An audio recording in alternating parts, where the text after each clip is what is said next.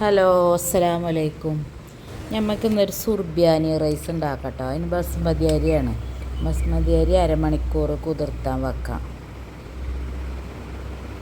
പാത്രത്തിൽ എണ്ണ ഒഴിച്ച് വലിയ ഉള്ളി ഇട്ട് കൊടുക്കാം. വലിയ ഉള്ളി കുറച്ചധികം വേണ്ട, നല്ലോണം വാടണം. പിന്നെ ചോറ് നമുക്ക് തിളപ്പിച്ച് ഊറ്റി വെക്കട്ടോ. ഒരു പകുതി വേഗാവണം. പിന്നെ നമ്മൾ ദമ്മിട്ടിട്ട് ബാക്കി വേവ് ദമ്മിടുമ്പോൾ വേവും. ഉള്ളി നല്ലോണം പൊരിച്ച് കോരണം.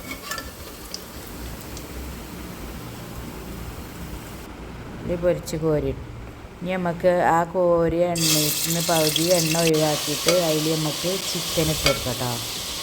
ചിക്കന് ആ എണ്ണയിലിട്ടൊന്ന് ചൂടായി വരുമ്പോൾ ഉള്ളിയും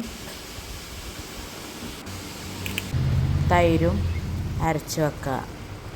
ചിക്കനൊന്ന് ചൂടായി വരുമ്പോൾ കുറച്ച് കുരുമുളക് പൊടിയും കുറച്ച് ഉപ്പ് ഇട്ട് കൊടുക്കുക. എന്നിട്ട് ഒന്നും കൂടി ഇളക്കി കൊടുത്ത് കുറച്ച് മല്ലിപ്പൊടിയും മുളക് പൊടി മഞ്ഞൾപ്പൊടി കുറച്ചിട്ടാൽ മതി കേട്ടോ. ഇത് നമ്മൾ ഒരു മസാല കൂട്ടാണ് ഇട്ട് കൊടുത്തത്. ഇത് ബേ ലീഫ്, കുറച്ച് മല്ലിയില, എന്നിട്ടൊന്ന് ഇളക്കി കൊടുക്കാം. ഇത് തൈരും പൊരിച്ച ഉള്ളിയും ഇഞ്ചി വെളുത്തുള്ളിയും അരച്ചത് പേസ്റ്റാണ് കേട്ടോ. പിന്നെ ജീരകപ്പൊടി ഉണ്ടെങ്കിൽ കുറച്ച് പൊടി ഇട്ട് കൊടുക്കുക. ഞാൻ ഫുള്ളായിട്ടാണ് ഇട്ട് കൊടുക്കുന്നത്.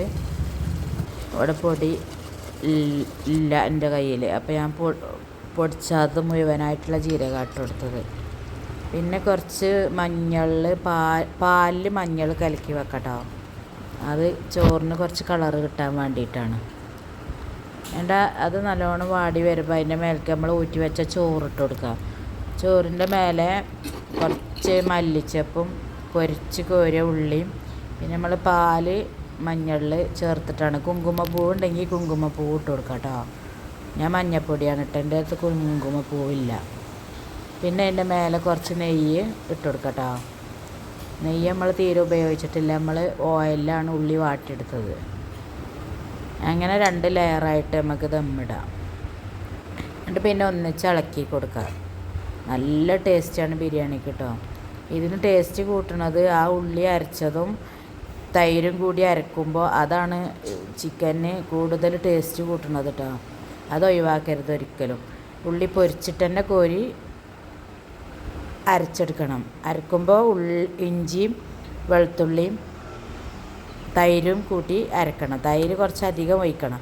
നമ്മൾ പുളിക്ക് വേണ്ടി തൈരാണ് ഉപയോഗിക്കുന്നത്, പിന്നെ പുളികളൊന്നും ഉപയോഗിക്കണില്ല. അപാര ടേസ്റ്റ് ഉണ്ടോ ഈ ചോറിന്. എന്നിട്ട് ഒന്നിച്ചിട്ട് ഇളക്കിങ്ങാണ്ട് ഇതിലേക്ക് വല്ല ഫ്രൈ വേറെ വേണമെങ്കിൽ അങ്ങനെ ഫ്രൈ ആക്കിയിട്ട് ഉണ്ടാക്കാം. പിന്നെ പപ്പടം പൊരിച്ചതും തൈരും കൂട്ടിയിട്ട് ഞങ്ങൾ കഴിച്ചത് കേട്ടോ.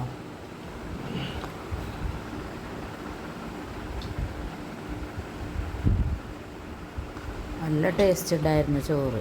ബിരിയാണിയിലേറെ ടേസ്റ്റ് ഉണ്ട്.